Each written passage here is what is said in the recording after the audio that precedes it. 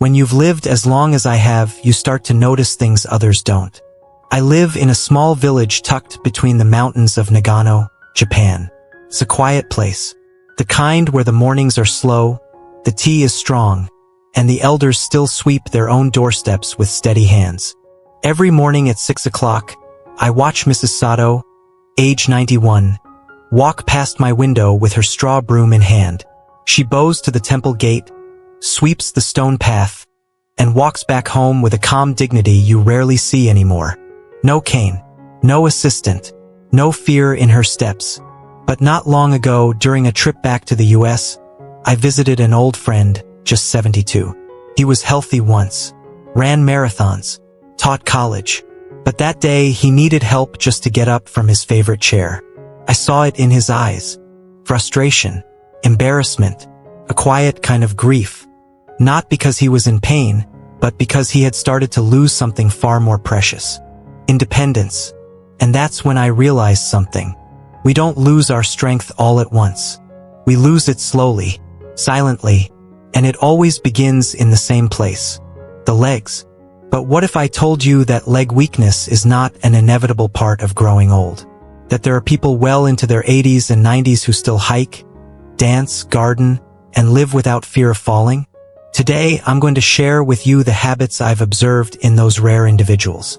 The super agers. People who defy their age not with miracle drugs or secret genes, but with simple daily choices that anyone can adopt. If you've noticed your legs getting weaker, if standing up feels harder than it used to, or if you're afraid of what might happen after your first fall, then stay with me. This is not just about muscle. It's about freedom. And I promise you, no matter your age, it's not too late to begin again. Let's begin. 1. The silent thief of strength, why your legs are the first to go. It often begins with something so small you almost don't notice. A little extra effort to rise from the couch.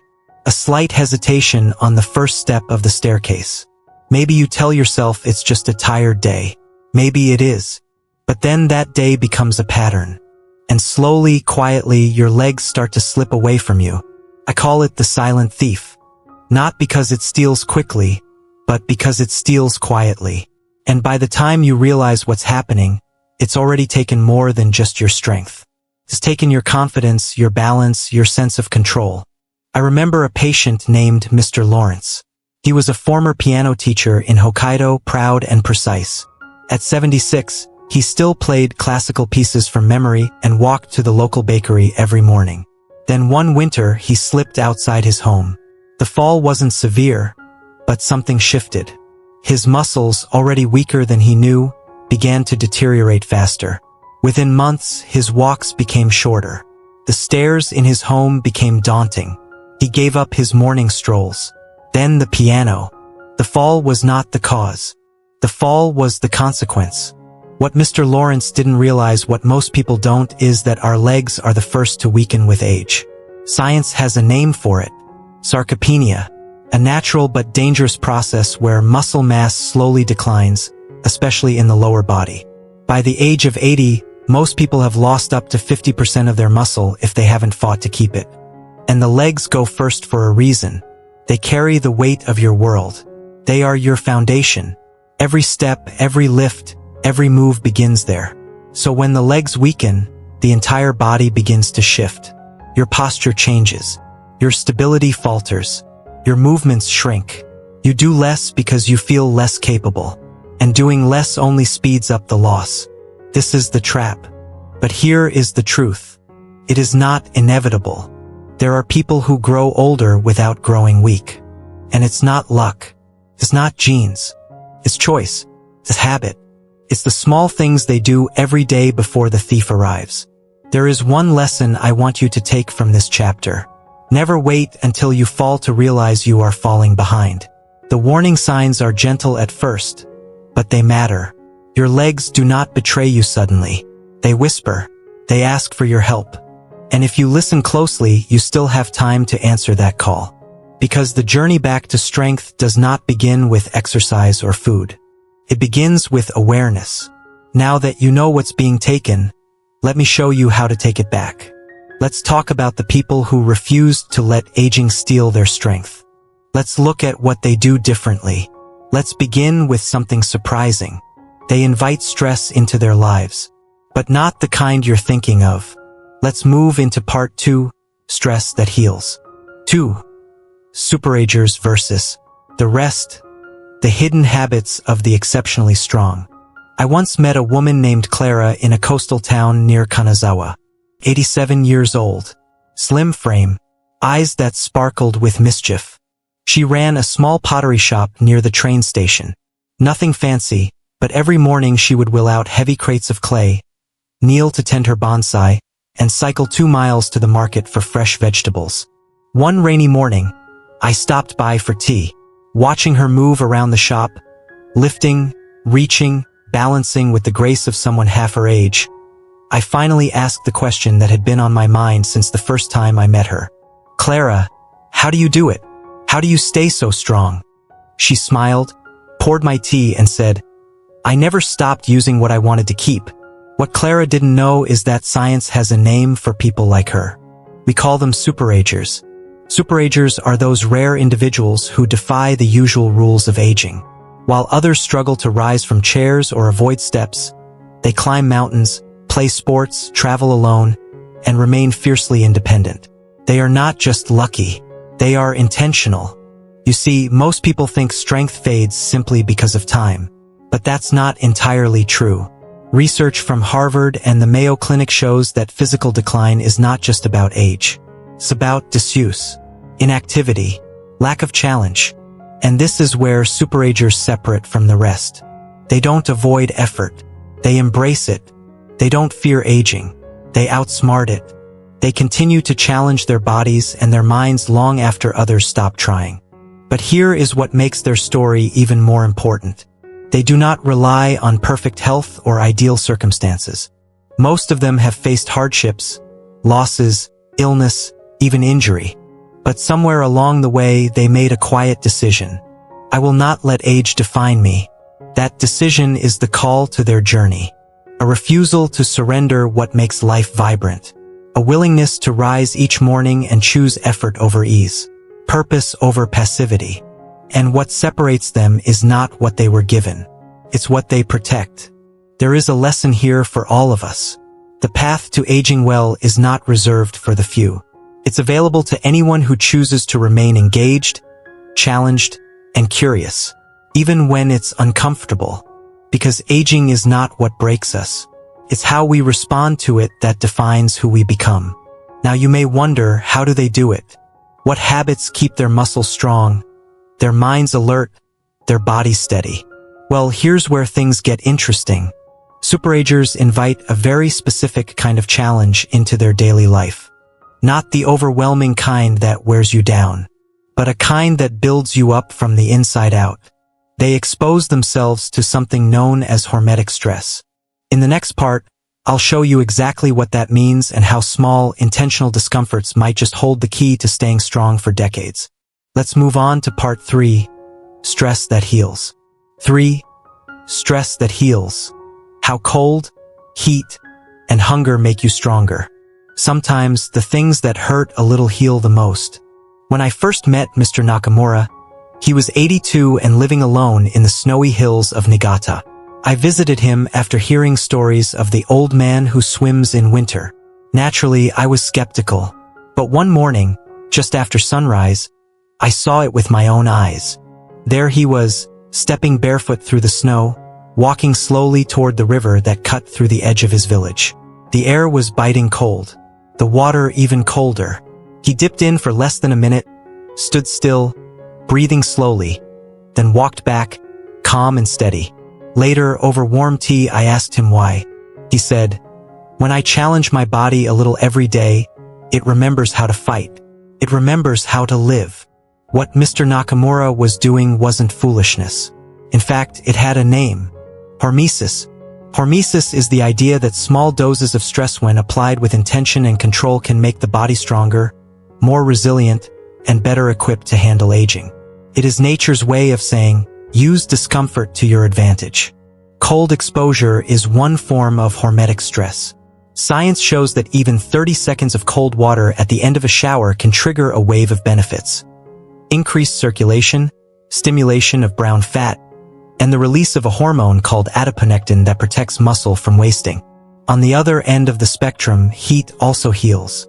In Finland, where sauna use is a tradition, researchers found that those who used the sauna 4 to 7 times per week had significantly lower rates of muscle loss over time. Why? Because heat activates proteins that repair damaged muscle and protect against breakdown. Then there is the hunger we choose. Intermittent fasting or time-restricted eating is not a diet fad. It is a form of hormetic stress that allows the body to clean itself from the inside. By eating within a specific window, say, 10 hours, you activate a process called autophagy, which removes damaged cells, improves muscle quality, and restores energy regulation. In a study from the Salk Institute, older adults who practiced time-restricted eating saw improvements in muscle mitochondria within just 12 weeks even without changing what they ate. All of these practices share one principle. The right amount of challenge creates growth. Superagers do not avoid all stress. They apply it wisely. They use cold to sharpen, heat to repair, hunger to reset. But here is the key. They do not overdo it. Just as a sword must be tempered in fire, not destroyed by it, the body too must be exposed to stress in small, measured ways with enough time to recover and rebuild. That is the balance. The lesson here is simple but powerful. Avoiding all discomfort may feel safe in the moment, but in the long run it may cost you more than you realize. Muscles weaken, bones soften, confidence fades. Sometimes, to stay strong, you must lean gently into what makes you uncomfortable. And yet, stress alone is not enough. Without the right fuel at the right time, even the strongest effort begins to break down. This leads us to a crucial but often overlooked part of the puzzle. Not just what you eat, but when you eat it. Let's talk about protein. Let's talk about timing. Let's move on to part 4. Eat like it matters. 4. Eat like it matters. Protein timing that rebuilds muscle after 60. When Mr. Harlan first came to see me, he was 74 and frustrated. He had been following everything his doctor told him. He walked every morning, lifted light weights twice a week, and made sure to eat a high-protein dinner every night. But still, he noticed himself getting weaker. His legs didn't feel as steady. His energy was dipping. And worst of all, he could no longer lift his granddaughter the way he used to. "I'm doing everything right," he said. "So why does it feel like I'm still falling behind?" I sat with him, poured 2 cups of roasted barley tea, and asked him one question. "When do you eat your protein?" He looked confused. "At dinner," he said. "Always. A big one. Steak, salmon, beans, you name it." And there it was. Most people focus on how much protein they eat, but very few think about when they eat it. As we grow older, our bodies go through a change called anabolic resistance. It simply means that our muscles become less efficient at absorbing and using protein to rebuild and repair. What worked at 40 no longer works the same at 70. The solution is not just more protein. It is smarter protein. It is timing. Researchers at the University of Texas found that older adults who spread their protein intake evenly across breakfast, lunch, and dinner had significantly greater muscle gains than those who consumed the same amount all at once. That means about 25 to 30 grams of high-quality protein at each meal. Not just in the evening, but first thing in the morning when your body is most ready to build. Mr. Harlan was skeptical at first. Like many of us, he had spent a lifetime thinking toast and coffee were enough to start the day.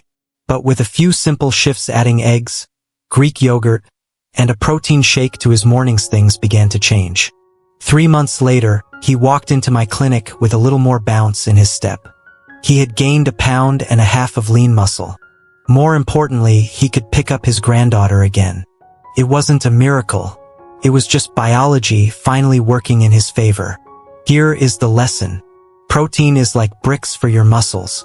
But if you deliver all the bricks to the job site at once, then leave, you miss the windows when workers are actually building. The body needs regular deliveries, timed support, steady supply, and that is something we can control, no matter our age. Now imagine this. You eat the right amount. at the right time, but something else is blocking the progress. You still feel slow, stiff, even shaky. What if the issue isn't what you're eating, but what your body is missing deep beneath the surface? There's one deficiency that affects over 80% of older adults.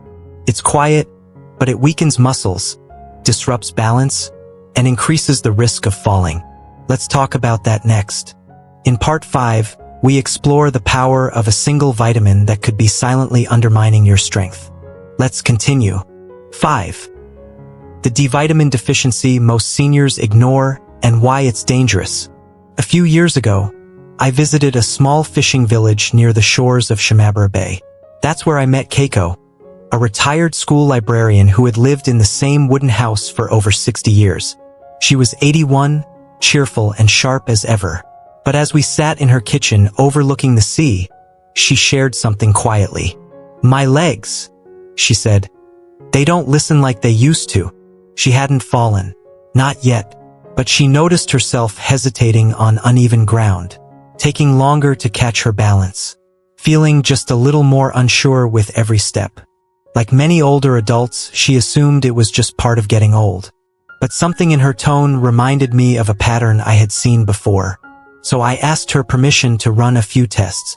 Her muscle strength was slightly below average, but more concerning was what we found in her blood work.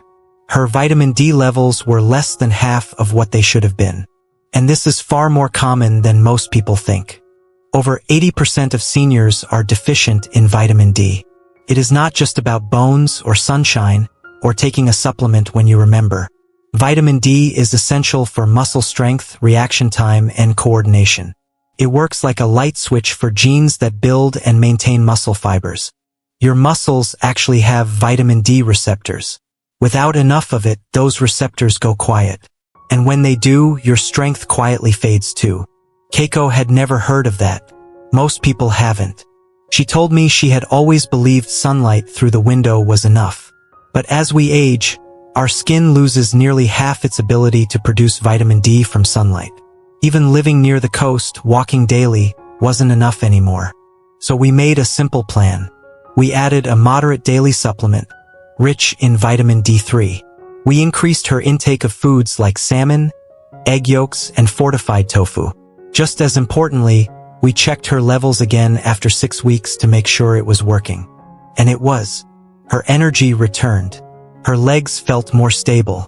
She no longer paused at the door before stepping outside. Here is the lesson. Strength is not just about what you can lift. It's about what supports you when you're still. Sometimes what's missing is not obvious. And when you fix what's silent, the body begins to speak again. One final note. Vitamin D works best when paired with vitamin K2, which helps direct calcium to your bones, not your arteries. The two act like a team. One builds, the other guides. Together, they protect both strength and circulation.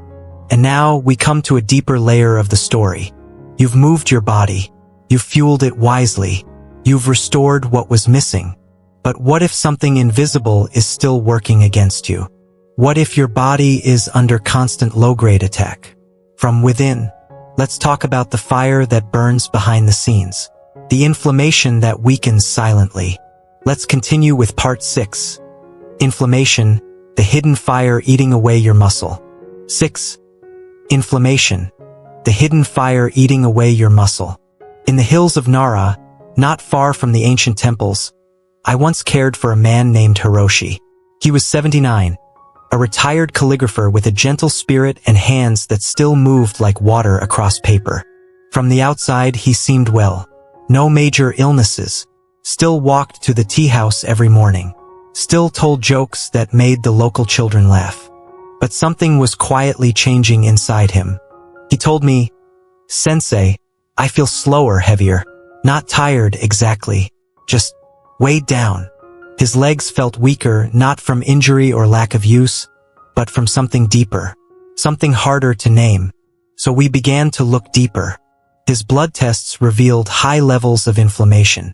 Not the kind you feel like a fever or swelling. This was something quieter. Something far more dangerous. It's called chronic low-grade inflammation. Scientists sometimes call it inflammaging. and it is one of the most overlooked forces behind muscle loss in older adults.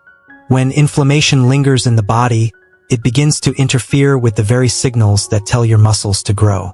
Even if you eat the right foods and exercise regularly, chronic inflammation can slow your progress and increase muscle breakdown. The body is trying to repair, but instead, it stays stuck in a loop of silent damage. Hiroshi was surprised.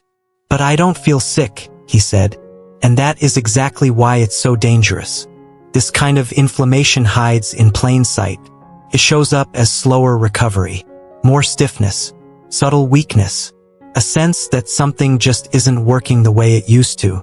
So what causes it? Poor sleep, gut imbalance, processed food, overtraining without recovery, emotional stress. But here is the good news.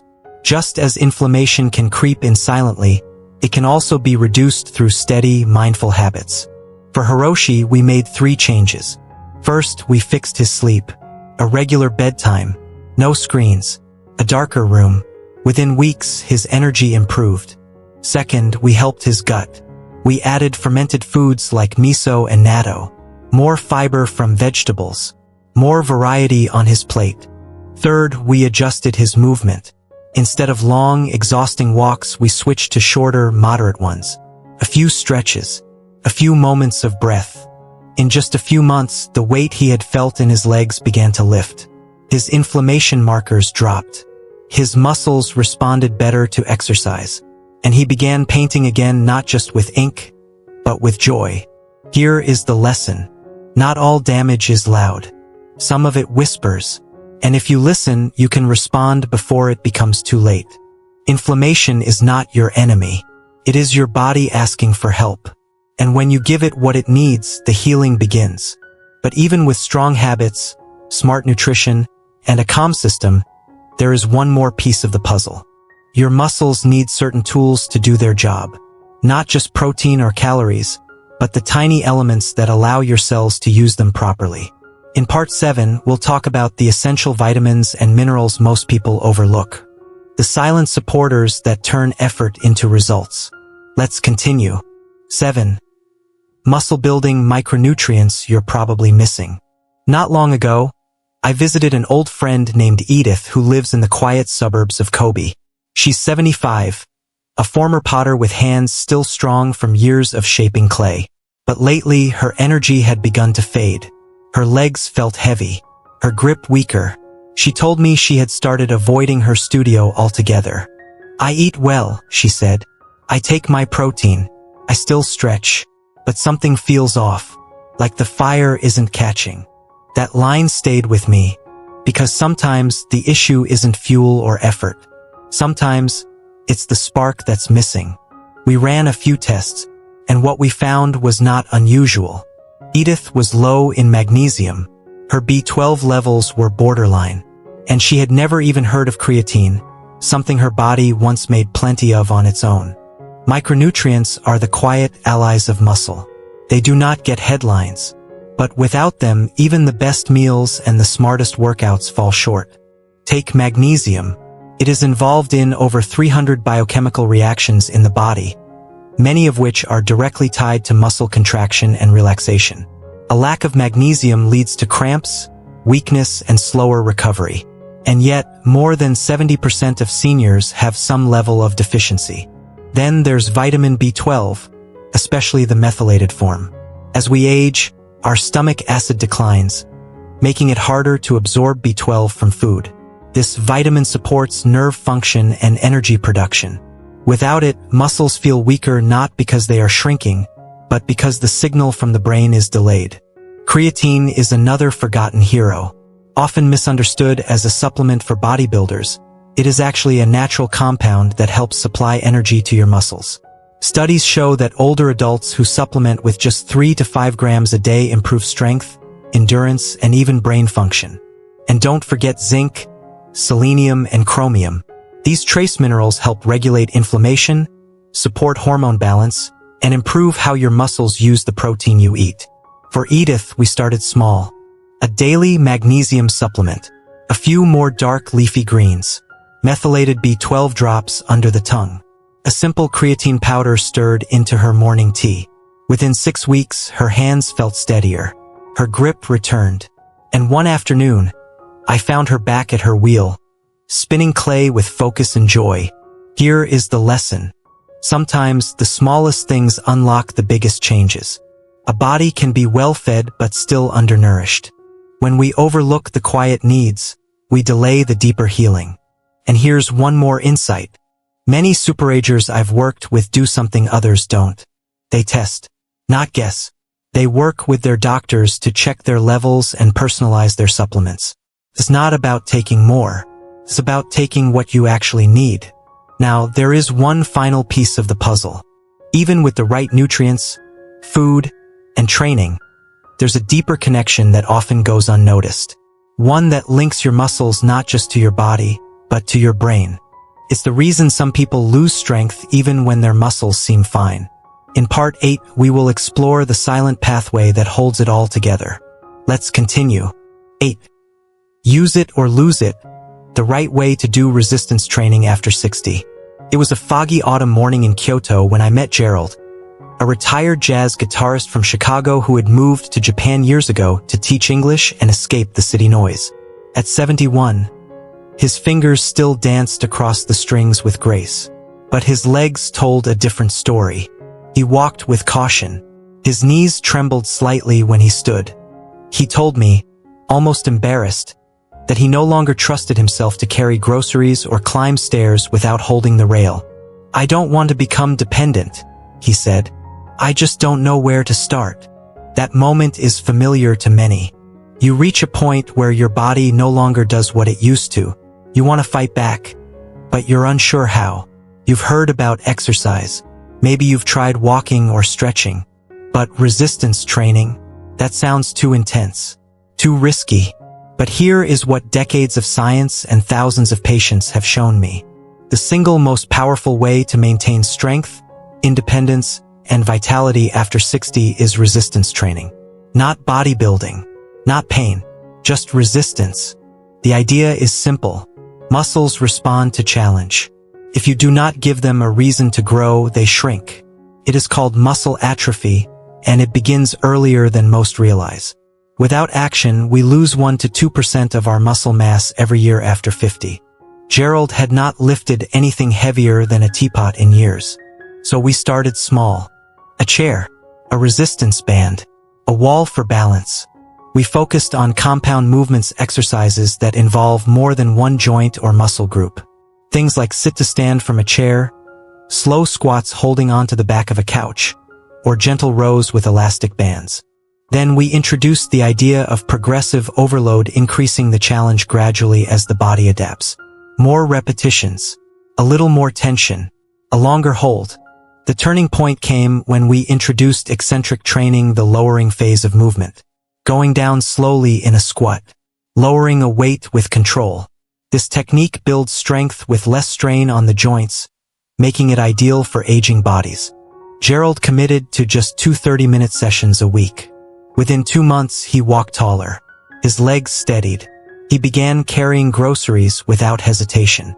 And one day, he stood from the floor after playing guitar, smiled and said, "I didn't need the armrest." That moment for him was freedom. Here is the lesson. Strength is not something you save up. It is something you practice. And it is never too late to begin. But you must begin wisely. Start with guidance. Focus on form. Build slowly. Stay consistent. Because your muscles remember. They just need a reason to come back. And now here we are. You've walked through each piece of the journey, from recognizing the early signs of weakness to nourishing your body, managing hidden threats, and now moving with purpose. The path to lifelong strength is not built on one habit. It is built on the small decisions you repeat each day. As we close this journey together, I invite you to reflect. Which habit spoke to you most? What are you ready to reclaim? Because this story, your story, is not about getting older. It is about growing stronger, wiser, and more connected with each year. You have the knowledge now, and the next step is yours. If this journey sparked something in you, let me know in the comments. Like this video to keep it reaching others who may need it too. And if you're ready for more stories that strengthen the body and the heart, subscribe and stay with us.